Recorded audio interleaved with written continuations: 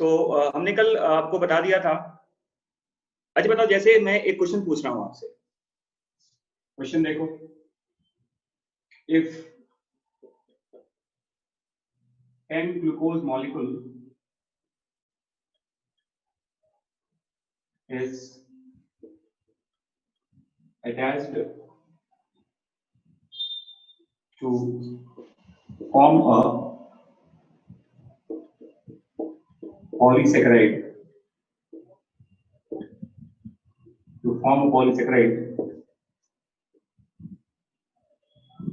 what will be its molecular formula?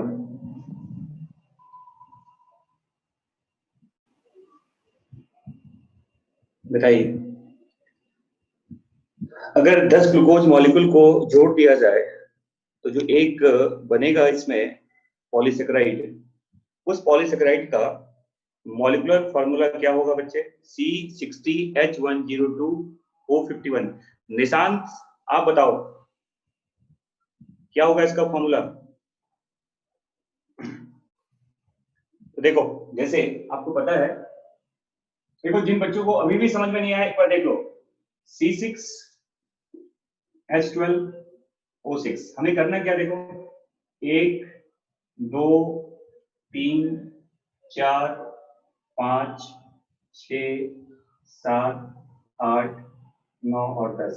देखो ये मान लो 10 ग्लूकोज मॉलिक्यूल है, 1 2 3 4 5 6 7 8 9 10, और सबके बीच में ये एक लिंकेज है। ये एक लिंकेज बना, देखो ऐसे। और आपको पता है कि लिंकेज का नंबर काउंट करो, 1 2 3 4 5 6 7 8 9, तो ये क्या हो गया? 9 ग्लाइकोसाइडिक लिंकेज कहता है ना। तो इसका मतलब कितने वाटर हो गए? 9H2 हो गया। देखो 9H2 मॉलिक्यूल रिलीज होगा। देखो पूछा जाएगा कितने रिलीज होंगे H2O, बताओ 9। तो अगर मान लो इसको पहले मैं 10 से मल्टीप्लाई कर दूं इस पूरे मॉलिक्यूल को, और माइनस कर दूं 9H2O, तो आंसर आ जाएगा आपका, आ जाएगा ना। तो आंसर क्या हो गया बताओ? ये हो गया C60H102, क्योंकि O देखो 120 होगा और 9 18 हाइड्रोजन हटा दो यहां से, 102 हो जाएगा, और ये हो जाएगा O51। ठीक है ना। चलिए, तो ये ऐसे क्वेश्चन आप, और देखो ये काफी पहले 2001 या 2 के समय एम्स में पूछा हुआ क्वेश्चन है ये, कि अगर ऐसा एक मॉलिक्यूल है जिसमें 10 ग्लूकोज मॉलिक्यूल्स हैं तो उसका मॉलिक्यूलर फार्मूला क्या होगा। बहुत आसान सा क्वेश्चन है ये, कि जितने ग्लूकोज हैं उससे एक कम करके H2O रिलीज करा दीजिए वहां से। सही है। चलिए अब मैं वापस आ रहा हूं, ये सबको समझ में आ गया? सबके किडनी में चला गया या इसका ये क्वेश्चन ना? चलिए ठीक है। अब देखो मैं बता रहा हूं आपको स्टार्च के बारे में। पहले स्टार्च एक स्टोरेज पॉलीसेकेराइड है। अब मैं वापस आ रहा हूं कल जहां मैंने एंड किया था, मैं वहां से स्टार्ट कर रहा हूं। पॉलीसेकेराइड के बारे में देखिए। तो स्टार्च एक पॉलीसेकेराइड है, सबको पता है। स्टार्च एक्चुअली क्या होता है बताओ? स्टार्च को फोटोसिंथेटिक, देखो स्टार्च को photosynthetic storage product of plant कहा जाता है। प्रोडक्ट ऑफ क्या कहते हैं बताओ? प्लांट कहते हैं। ठीक है ना। और देखो प्लांट जब फोटोसिंथेसिस करता है तो आप जानते हैं कि स्टार्च का फॉर्मेशन होता है। ये तो पढ़ा आपने, है ना। तो याद रखना, स्टार्च जो होता है, starch contains two different kinds of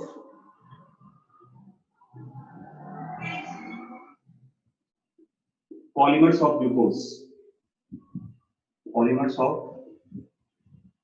glucose. और वो जो पॉलीमर्स होते हैं देखो, उसमें एक नाम आता है एमाइलोज का। और एक नाम आता है एमाइलो पैक्टिन के नाम से।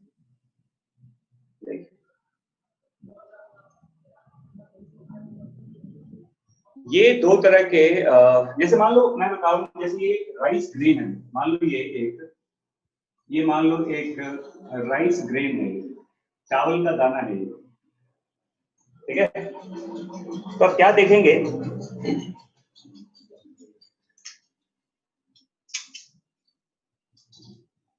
कि राइस ग्रेन के सेंट्रल पार्ट पे देखो,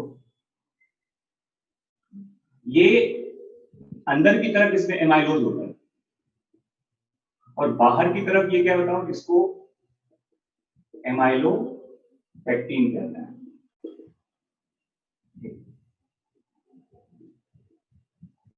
एमाइलो पैक्टिन मतलब ये है कि एमाइलोज का जो पार्ट होता है ये आपके स्टार्च के इनर साइड पे होता है। एमाइलोज मोर वाटर सॉल्युबल होता है, amylopectin relatively less water soluble होता है, गर्म पानी में डिसॉल्व होता है, यूजुअली आसानी से डिसॉल्व नहीं होता। एमाइलोज ज्यादा वाटर सॉल्युबल होता है in respect to amylopectin. Amylose हमेशा इनर साइड में होता है और एमाइलोपेक्टिन का प्रेजेंस बाहर की तरफ होता है, बाउंड्री की तरफ होता है। और याद रखिएगा कि एमाइलोज अगर आपके किसी राइस, मान लो किसी भी स्टार्च के स्ट्रक्चर में एमाइलोज अगर एक्स पार्ट होता है तो एमाइलोपेक्टिन का 4x पार्ट होता है। मतलब अगर इसमें 1/4 अगर एक्स पार्ट यहाँ पर एमाइलोज है तो एमाइलोपेक्टिन का अमाउंट 4 टाइम्स क्या होगा, ज्यादा होता है। देखो मैं क्या बोल रहा हूं कि एमाइलोज जो होता है ये इनर साइड में होता है और एमाइलोपेक्टिन बाहर की तरफ होता है। एमाइलोज जो होगा वो मोर वाटर सॉल्युबल होता है, एमाइलोपेक्टिन लेस वाटर सॉल्युबल होता है। यूजुअली गर्म पानी में डिसॉल्व होता है ये एमाइलोपेक्टिन, नॉर्मल पानी में डिसॉल्व नहीं होता है। समझ में आ गया? और देखो दोनों का रेशियो फिक्स होता है। अगर आपके किसी भी स्टार्च के स्ट्रक्चर में एक्स पार्ट, एक पार्ट अगर एमाइलोज है तो उसका 4 गुना क्या होगा बताओ, एमाइलोपेक्टिन होता है। देखो एमाइलोज अगर एक्स पार्ट है तो एमाइलोपेक्टिन का अमाउंट कितना बताओ, ये 4 टाइम्स क्या होता है, उससे ज्यादा होता है। समझ में आ गया? Amylose is less more water soluble, amylopectin less water soluble होता है। एमाइलोज का अमाउंट जो होगा वो कम होता है, एमाइलोपेक्टिन का अमाउंट ज्यादा होता है, 4 टाइम्स ज्यादा होता है। Amylopectin is less water soluble. देखो यहाँ पे डिफरेंस समझो क्या होता है। यहाँ पर मैं लिख देता हूं, देखो एमाइलोज जो होता है ये मोर वाटर सॉल्युबल होता है, एमाइलोपेक्टिन जो होता है देखो इसको लेस वाटर सॉल्युबल करना है। क्लियर? इसके बाद देखो एमाइलोज जो होगा, देखो ये अगर एक्स पार्ट है एमाइलोज का इन स्टार्च ग्रेन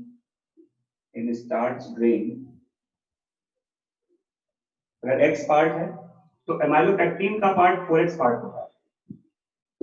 हमेशा रेशियो में 4 गुना ज्यादा होता है एमाइलोपेक्टिन एमाइलोज से। ठीक है? फिर देखो स्ट्रक्चर देखो क्या होता है। ये देखिए एमाइलोज में क्या होता है, देखो या तो ऐसा स्ट्रक्चर मिलेगा आपको, देखो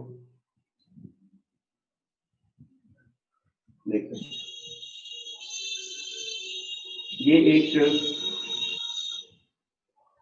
स्ट्रेट चेन की तरह होता है, देखिए है ना, इसमें कहीं कोई ब्रांचेस वगैरह नहीं होता। ये क्या होता है इसको unbranched polymer of alpha glucose कहते हैं। और इस ग्लूकोज का नंबर यहाँ 200 से 2000 तक हो सकता है। देखो मैं क्या बोल रहा हूं, ये सब ग्लूकोज है, देखो ये सभी ग्लूकोज मॉलिक्यूल्स हैं, ये सभी अल्फा ग्लूकोज है। देखिए स्ट्रेट चेन होता रहेगा ग्लूकोज का इसमें, यहाँ कोई ब्रांचेज वगैरह नहीं होते। और याद रखना इसमें जो लिंकेज होता है हमेशा लिंकेज वही होता है, अल्फा 1,4 लिंकेज कहता है, अल्फा 1,4 ग्लाइकोसिडिक लिंकेज कहा जाता है इसको। देखो ब्रांचेज नहीं होता, देखो हर जगह 1,4 होता है, देखो यहां से लेके यहां तक 1,4 होता है। और देखो अगर ये 1 और ये 4 है तो ये वाला पार्ट 4 होगा यहाँ पर, और इसका ये वाला पार्ट क्या होता है यहाँ पर 1 होगा एंड पे। ये समझ में आ रहा है बच्चों मैं क्या बोल रहा हूं, कल मैंने बताया था आपको। और ऐसे ग्लूकोज का नंबर यहाँ कितना होता है बताओ, 200 से 2000 के बीच में होता है। How many glucose molecules are there, between 200 to 2000, and all are linked together by alpha 1,4 glycosidic linkage। जितने भी लिंकेज आप देख रहे हैं देखो वो अल्फा 1,4 लिंकेज होते हैं, 1,4 1,4 1,4 1,4, all are alpha 1,4 linkage। ये समझ में आ रहा है बच्चों आपको। अनब्रांच्ड पॉलीमर क्यों कहते हैं, कोई ब्रांचेज नहीं होता है इसमें, एक ग्लूकोज का लंबा सा चेन होता है। ठीक है, समझ में आ गया। अब यहां देखो इसमें क्या होता है, देखो इसमें भी बहुत सारे ग्लूकोज मॉलिक्यूल होते हैं। There are many glucose molecules are together, देखिए ऐसे। बट इसमें आपको रेगुलर इंटरवल्स पे ब्रांचेज मिलेंगे, देखिए ऐसे ब्रांचेज होते हैं। और इस ब्रांच में भी 3 से 6 कार्बन हो सकता है, देखिए 3 से लेके 6 कार्बन तक इसमें हो सकता है, 1 2 3 4 5 6, देखिए ऐसे। देखो ये ब्रांचेज हैं, ये इसके ब्रांच हैं। इसमें स्ट्रेट चेन भी होता है और ब्रांच भी होता है। रिकॉर्डेड लेक्चर आज मैं आपको भेज दूंगा, आज जो पहले वाले लेक्चर का हुआ था, ठीक है। चलिए यहाँ देखो, पहले यहाँ देखो मैं क्या, ये समझो पहले थोड़ा कॉम्प्लेक्स चीजें समझो पहले मैं क्या बोल रहा हूँ। देखो इसमें कई सारे ग्लूकोज मॉलिक्यूल्स हैं, इसमें ब्रांच्ड चेन कहते हैं, इसको क्या लिखते हैं देखो ऐसे, इसे कहते हैं ब्रांच्ड पॉलीमर, इसे branched polymer of alpha glucose कहा जाता है। और देखो इसमें लिंकेज कौन कौन सा होगा बताओ, देखो ये लिंकेज यहाँ पे अल्फा 1,4 है, लेकिन जहां पे ब्रांच होता है देखो उसको अल्फा 1,6 कहते हैं। फिर देखो ये वाला पार्ट वही है, अल्फा 1,4 होता है, लेकिन जहां पर ब्रांच होगा ना उस जगह का लिंकेज क्या बताओ 1,6 होता है। ये ध्यान देने वाली बात है कि जितने सारे ब्रांचेज होंगे उतने सारे 1,6 भी मिलेंगे आपको। 1,6 वही होता है जहां ब्रांच होता है, केवल ब्रांच वाले पोजीशन पे ही 1,6 होता है, बाकी हर जगह 1,4 होता है। लिंकेज क्यों नहीं आ रहा समझ में, अरे ये मैंने लास्ट क्लास में बताया तो था आपको कि 1 और 4 के बीच में बॉन्डिंग होता है। अरे ग्लूकोज का नंबर 1 ग्लूकोज का नंबर 4, इसके बीच में H2O रिलीज होता है।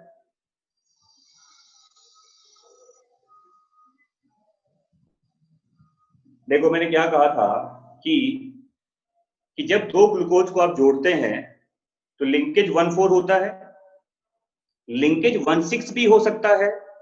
हाँ, जहां जहां केवल ब्रांच होगा वहां 1,6 होगा, इसके अलावा सब 1,4 ही होता है। देखो इसके बीच में देखिए, जैसे मान लो मैं लिख रहा हूं इसको 1 2 3, तो 1 और 2 के बीच में देखो 1,4 ही होता है।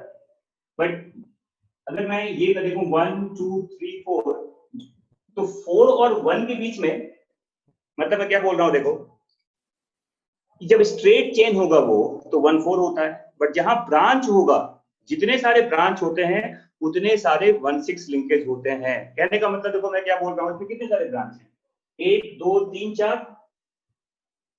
तो कहने का मतलब ये है, देखो यहां पर ये समझिए पहले आप, मैं लिख देता हूं देखो, number of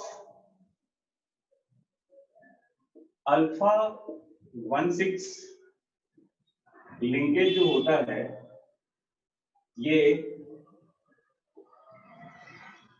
number of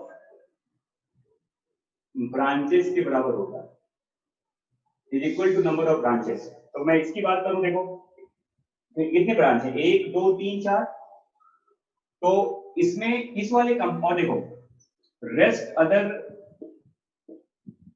linkage क्या होता है बताओ, उसको अल्फा 14 कहा जाता है। किसके लिए? एमाइलोपेक्टिन के लिए। जहां जहां ब्रांच होगा वहां 16 होगा।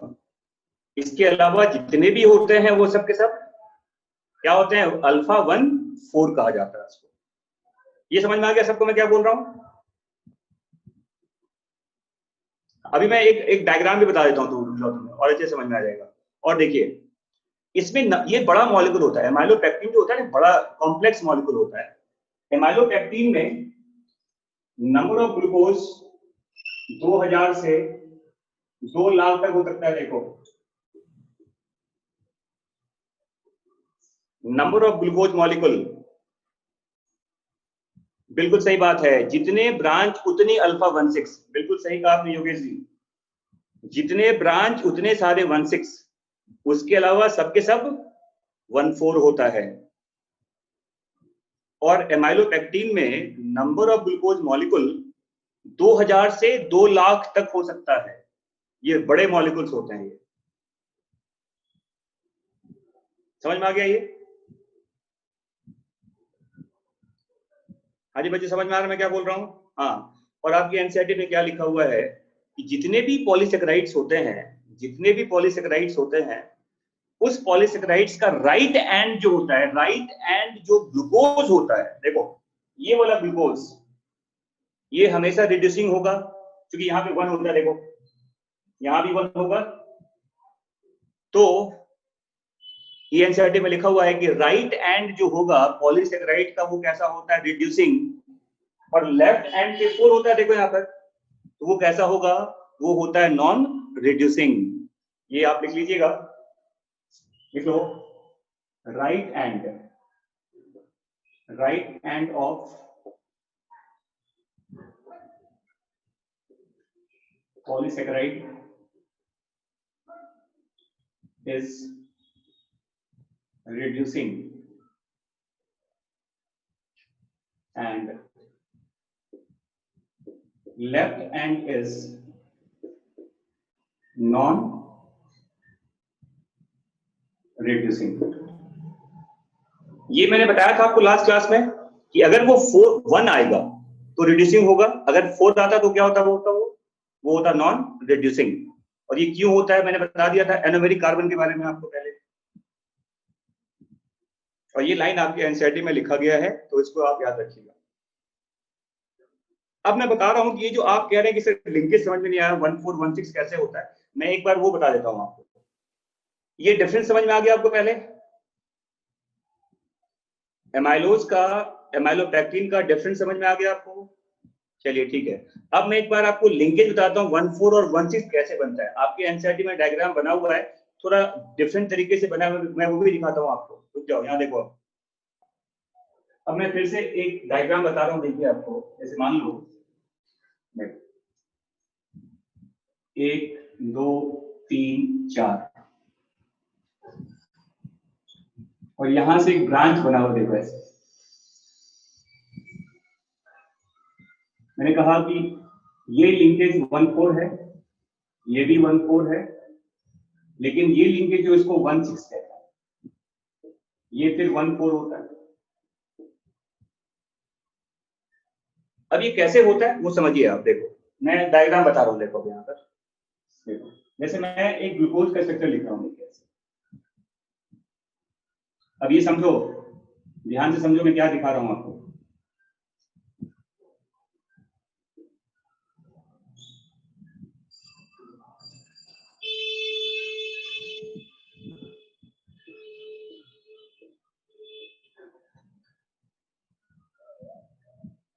देखो मैंने 1 2 3 बना दिया, देखो 1 2 3 बना दिया स्ट्रक्चर में ग्लूकोज का, ठीक है। और नंबर कर लेते हैं, देखो ये यहाँ 1 है, ये यहाँ 4 है, ये 1 है, ये 4 है, और ये वापस यहाँ पे 1 आ जाएगा, यहाँ पर ये 4 आएगा। देखो नंबर कट है ना, 1 2 3 4, तो 4 यहाँ पे आएगा, लेफ्ट हैंड पे आएगा, और राइट हैंड पे क्या बता, 1 आएगा। ये सबको समझ में आ रहा है? अब देखिए, अब आप कह रहे हैं कि ये जो थर्ड नंबर पे, चलो एक और बना लेते हैं, देखो यहाँ पे ऐसे पूरा ही कर लेते हैं। देखो ये वापस 4 आ गया, देखो यहाँ पर। अब ये बताओ, ये जो 16 लिखा हुआ है आपने, ये 16 का मतलब क्या है? देखिए,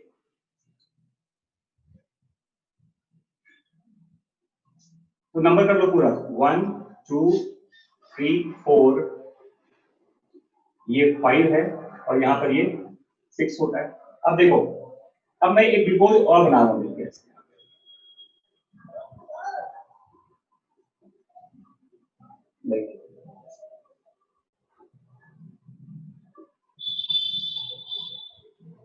और यहाँ पे लिखते हैं, देखो ये जो है ना, ये H और OH है। हम यहाँ 1 लिख रहे हैं, 1 2 3 4, और ये है 5 कार्बन, ये 6 कार्बन, और यहाँ पे लिख दिया ऑक्सीजन हमने।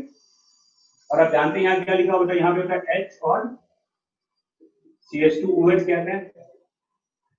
तो ये जो, अब देखो इसका ये पूरा जो OH और ये वाला जो H होता है, यहां से वाटर रिलीज हो जाएगा। देखो, हाँ क्या डाउट है बताओ?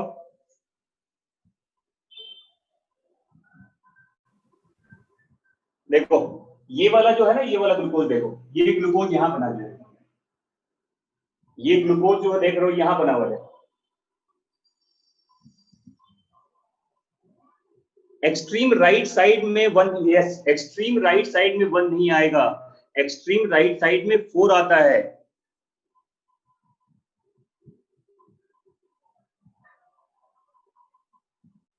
यस, देखो इसका इसका ना, इसका 6 है, देखो ये इसका 6 कार्बन है और इसका 1 कार्बन है, देखो ये, तो इसको 1 6 कहते हैं।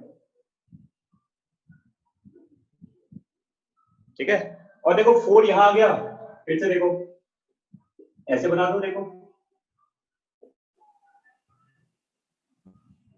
देखो ऐसे, तो ये वाला 4, तो ये देखो इसका इसका ये 1 हो जाएगा, देखो सॉरी, ठीक है, देखिए इसका ये 4 हो गया, फिर इसका 1 हो जाएगा, ये फिर इसका 4 होगा, इसका 1 होगा, और फिर से ये 4 हो जाएगा, देखो यहाँ पर।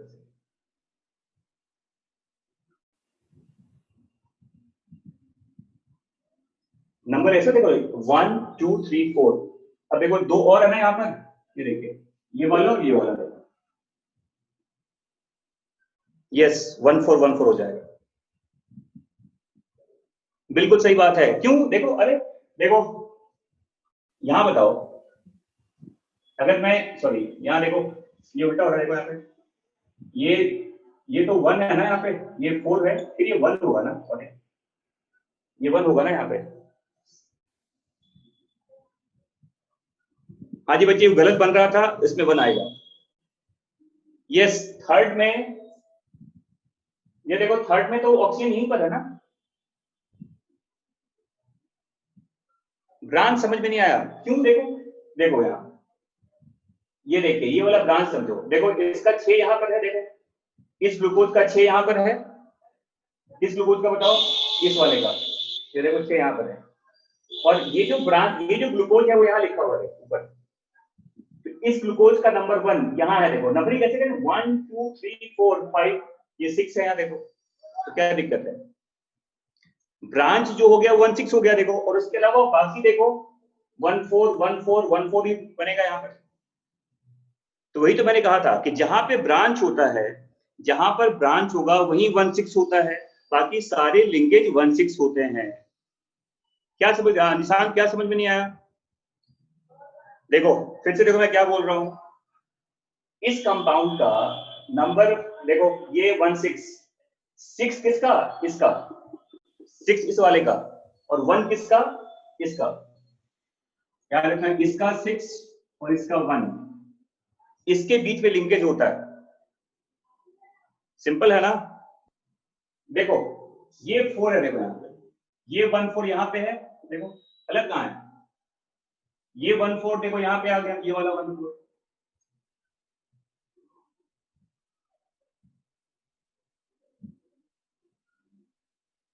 एक ही बात है, बिल्कुल सही बात है। सबके सबसे ऊपर ऑक्सीजन का प्लेस गलत क्यों है? अरे देखो, ये 1 और 5 के बीच में तो आ गया, देखो यही तो ऑक्सीजन का पार्ट है। यहाँ पर, यहाँ पे ऑक्सीजन आएगा, देखो ऐसे 1 2 3 4 5, ठीक तो है। अब देखो तुम्हारे एनसीईआरटी में थर्ड वाला सर ऑक्सीजन, ओके हाँ हाँ, रुक जाओ रुक जाओ, थर्ड वाला जो ऑक्सीजन है 1 2 3 4 5, क्यों ठीक तो है, यही तो आएगा ना, 5 और 1 के बीच में आएगा ऑक्सीजन, गलत कहाँ है? ठीक तो है, ऊपर का थर्ड। अच्छा ये ऐसे है ना, ऐसे ऐसे बना लो, तो ये 4 हो गया, ये 1 हो गया, 2 3 4 5, यहाँ पे ऐसे कर दो इसको। अब सही है, सही है ना? अब देखो, अब आपके एनसीईआरटी में आप देखो पेज नंबर निकालिए, अब पेज नंबर निकालो आप, फिगर 9.2 निकालिए एनसीईआरटी का।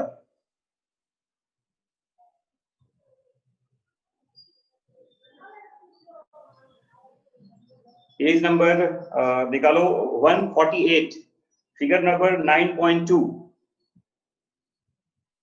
अब उसमें देखो आपके बुक में डायग्राम बना हुआ है, देखो देखो यहाँ पर ये वाला डायग्राम देखो।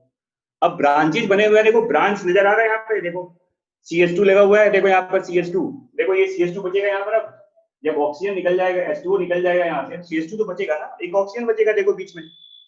देखिए अब देखो, अगर मैं यहाँ से H2O को निकाल दूं, देखो तो क्या बचेगा, देखो तो ऐसे बचेगा ना, देखो अगर H2O निकल जाएगा तो ये देखो ऐसे ऑक्सीजन बचेगा, देखो इसके बीच में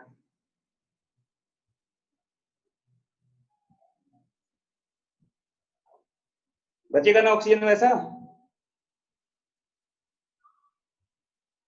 आप डायग्राम देखो तो समझ में आ जाएगा।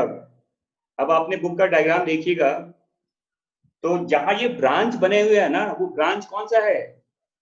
वो ब्रांच 1/6 वाला है। बाकी जितने सारे लिंकेज हैं, हाँ जी, और बाकी जितने सारे लिंकेज हैं वो सबके सब 1/4 होता है।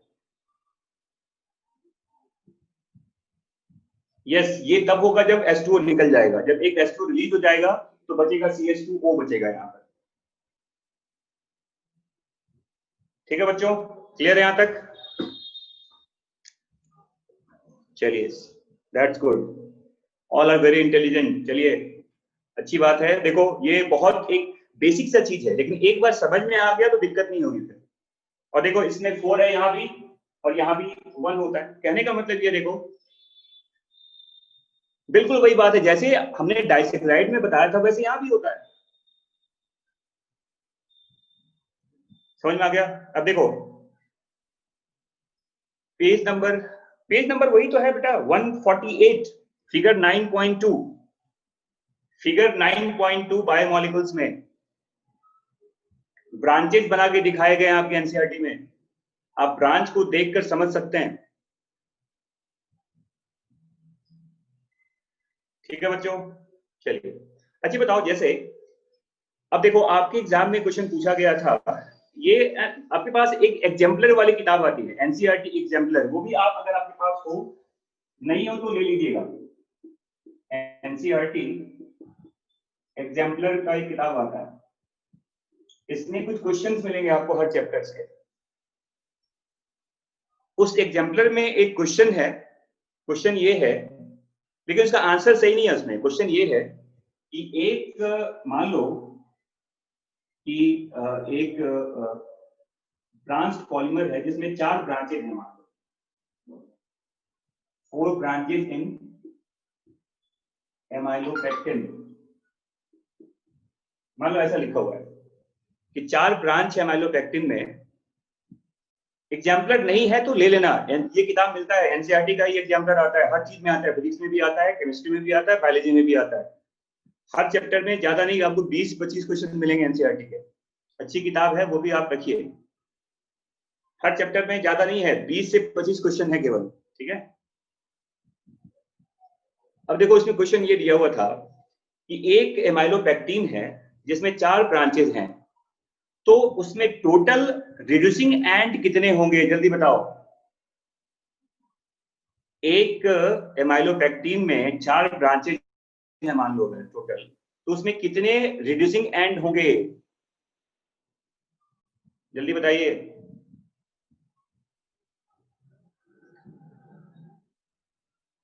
क्वेश्चन समझ में आ गया मैं क्या बोल रहा हूं? If there are 4 branches in amylopectin, question लिख लो। इफ देयर आर, लिख लो क्वेश्चन लिख लो पहले। If there are 4 branches in an amylopectin, how many reducing ends will be there? How many reducing ends will be there? मैं option दे रहा हूं आपको, A, B, C और D। 1, 2, 6 और 4।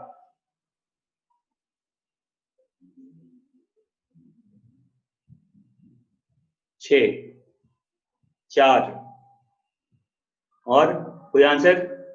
एक भी आ रहा है आंसर। अच्छी बताओ, कोई भी ब्रांच का एंड होगा, जैसे ये एंड हो गया, इस एंड पे तो ये 4 आएगा ना,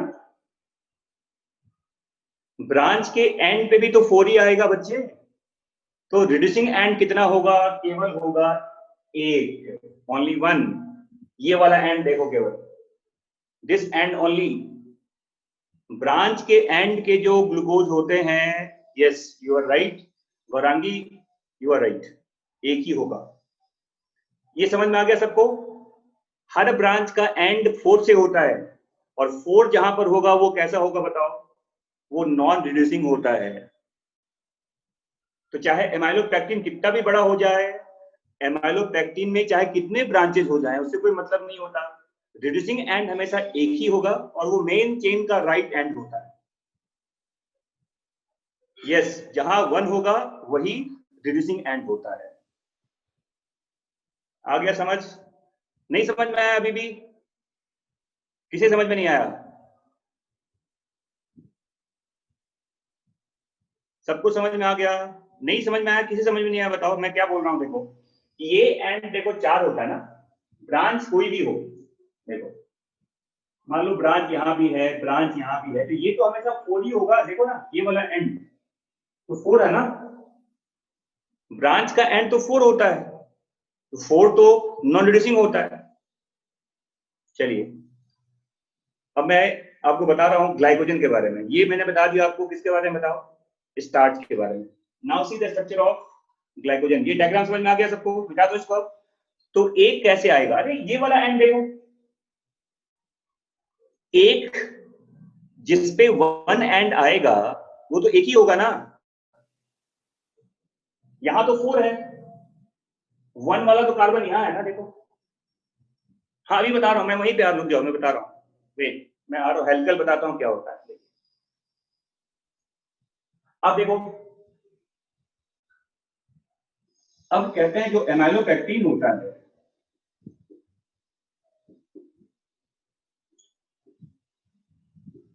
it may be helical branched structure. क्या मतलब है देखो इसका, यहां देखिए, जैसे मान लो, अब मान लो ये एक स्ट्रेट चेन में ऐसे लगा हुआ है, कई सारे ग्लूकोज लगे हुए हैं,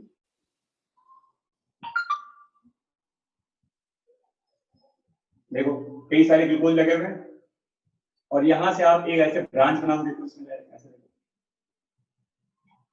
तो वो जो आपका स्ट्रक्चर होता है एमाइलोज का, वो हेलिकल फॉर्म में भी होता है। स्ट्रेट चेन कहने का मतलब देखो कोई ब्रांचेज नहीं होते उसके, बट उसका अगर आप उसको कॉइल करके देखें तो हेलिकल फॉर्म में भी पॉसिबल है। तो एनसीईआरटी में लिखा हुआ है हेलिकल ब्रांच्ड और हेलिकल अनब्रांच्ड।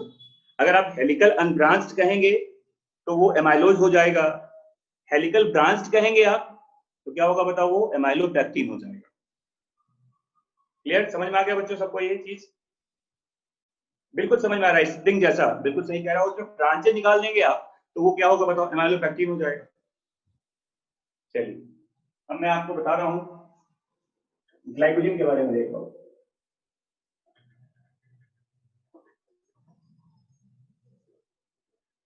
अब देखो ग्लाइकोजन, ग्लाइकोजन को एनिमल स्टार्च भी कहते हैं। देखिए हेलिकल मतलब देखो जैसे डीएनए का स्ट्रक्चर होता है, देखो ये हेलिकल फॉर्म है, देखो ये हेलिकल होता है, ठीक है, हेलिक्स बनाते हैं देखो। हाँ मतलब देखो ऐसे हेलिक्स बनता है, ये भी हेलिक्स ही होता है ऐसे ही।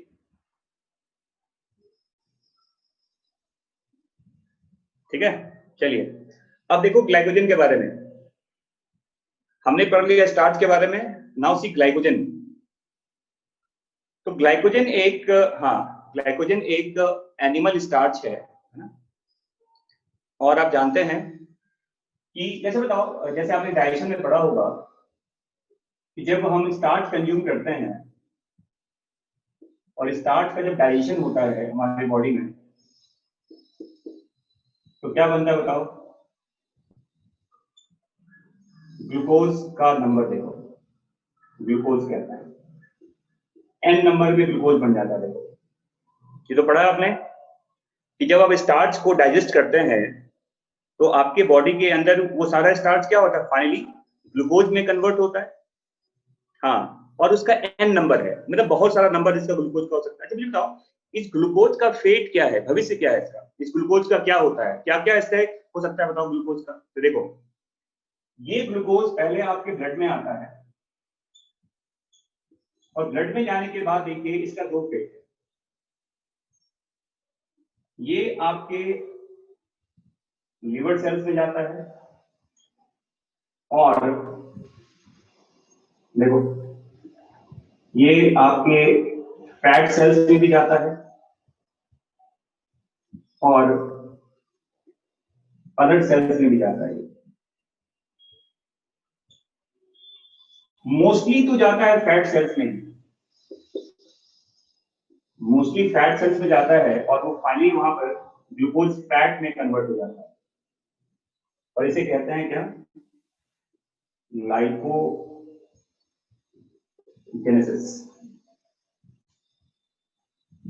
बिल्कुल सही बात है। और आप जानते हैं कि कुछ ग्लूकोज जो आपके लिवर सेल्स में आता है, लिवर क्या करेगा, उस ग्लूकोज को ग्लाइकोजन में कन्वर्ट कर देता है और ये ग्लाइकोजन फाइनली हमारे मसल्स में और लीवर में स्टोर हो जाता है।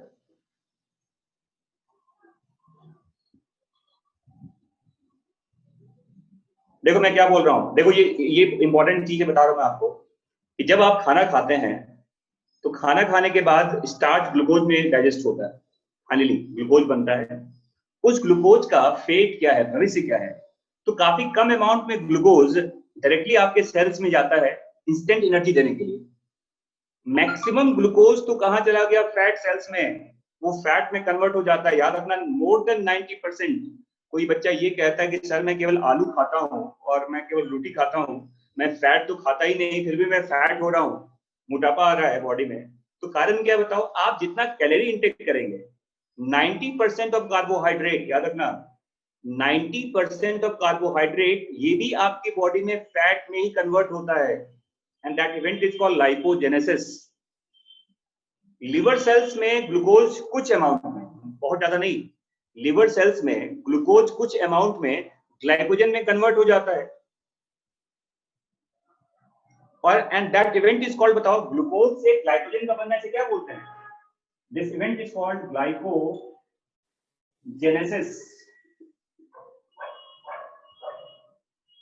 हाँ मैं वही बता रहा हूं, मैं वही पे आ रहा हूं, मैं बता रहा हूं। देखो देखो ग्लूकोज से ग्लाइकोजन का बनना क्या बोलते हैं इसको बताओ, इसे कहते हैं ग्लाइकोजेनेसिस। जेनेसिस। अब देखो कितना इंपॉर्टेंट चीज है, यहां समझिए आप। देखिए, जैसे एक आदमी अगर फास्टिंग में चला जाता है तो याद रखना कि इनिशियल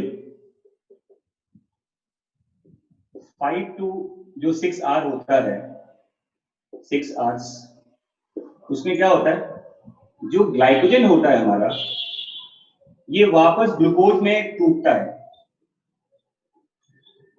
और इस इवेंट को क्या बोलते हैं बताओ? इसे कहते हैं ग्लाइकोजीनोलाइसिस।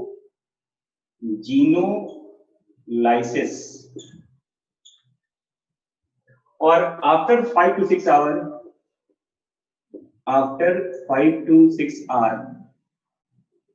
क्या होगा बताओ? जो फैट सेल्स होते हैं, जो फैट होता है, वो अब ग्लूकोज में कन्वर्ट होता है। इसको कहते हैं लाइपोलाइसिस, ब्रेकडाउन ऑफ फैट कहा जाता है। बिल्कुल टफ नहीं है, ये चैप्टर काफी आसान सा है। देखो सिंपल सा मीनिंग होता है बच्चों, ग्लाइकोजन का टूटना, whenever we talk about breakdown, उसे लाइसिस कहते हैं। और जब भी कोई चीज बनता है उसको जेनेसिस कहते हैं।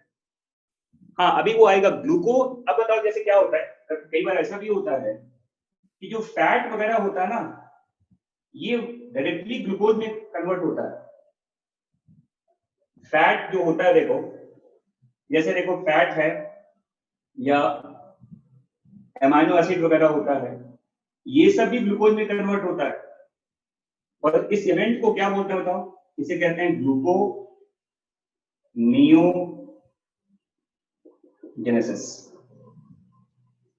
कई बार क्या होता है बताओ, जो जैसे ग्लूकोज का सोर्स क्या है बताइए बॉडी में? वो ग्लाइकोजन से आता है। ग्लाइकोजन को छोड़कर अगर कहीं और से ग्लूकोज का फॉर्मेशन हो, उसी को कहते हैं ग्लूकोनियोजेनेसिस। ठीक है, समझ में आ गया बच्चों? तो इवन देखो फैट से ग्लूकोज का बनना एक तरह का, ये वैसे तो लिपिड का, फैट का ब्रेकडाउन हो ही रहा है, बट जिस प्रोसेस से ये ग्लूकोज बनेगा उस प्रोसेस का नाम बताओ क्या है? उसे कहते हैं ग्लूकोनियोजेनेसिस कहा जाता है। सिंपली फैट का टूटना लाइपोलाइसिस कहते हैं।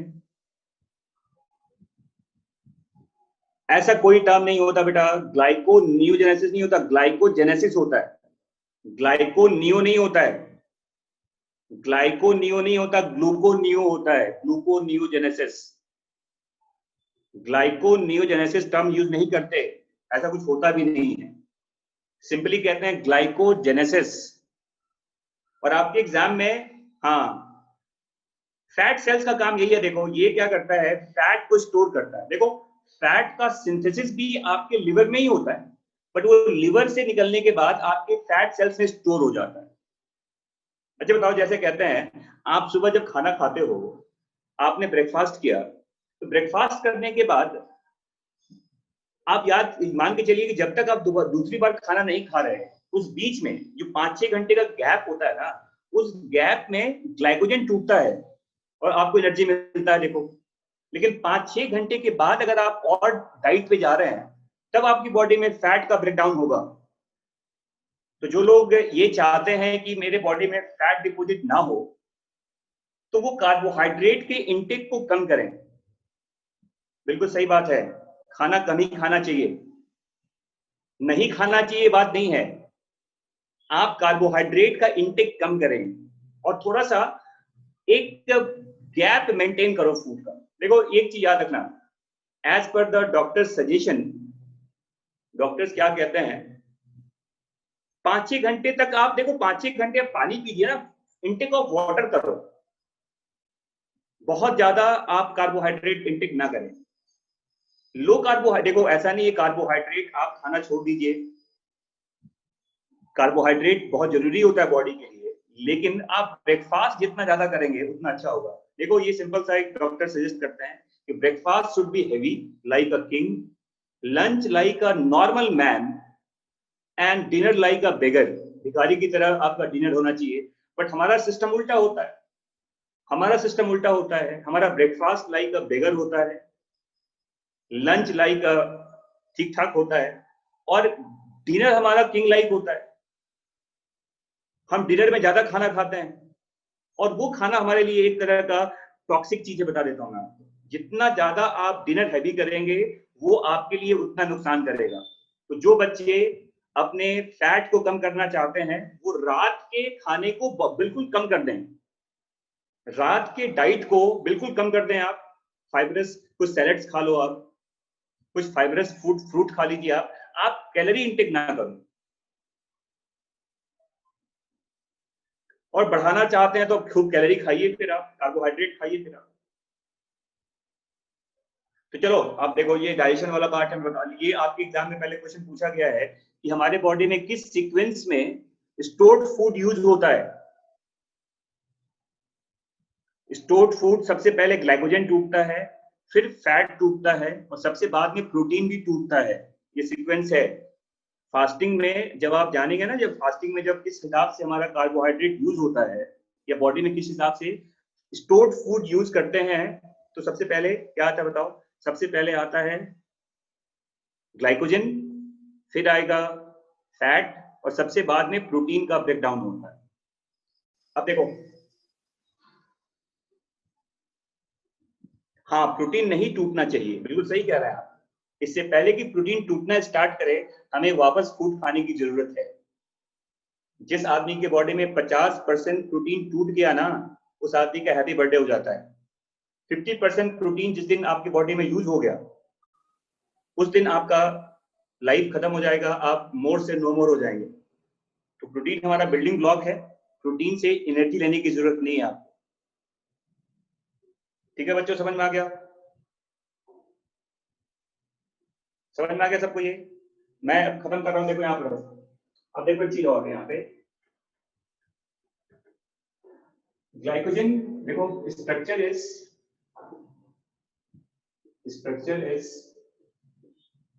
similar to amylopectin, but it has relatively less number of glucose, but more branches are there। ये लिख लीजिए, फिर खत्म करते हैं इसको। तो याद रखना, ग्लाइकोजन का स्ट्रक्चर भी एमाइलोपेक्टिन के जैसा ही होता है, बट डिफरेंस क्या है बताओ? कि ओवरऑल ग्लूकोज मॉलिक्यूल इसमें कम होता है, बट ब्रांचेज ज्यादा होते हैं इसमें, तो ज्यादा कॉम्पैक्ट नजर आएगा। ये मोर कॉम्पैक्ट मॉलिक्यूल कहते हैं। देखो इसको ऐसे याद रखिएगा। इसमें देखो glycogen is more compact globular structure.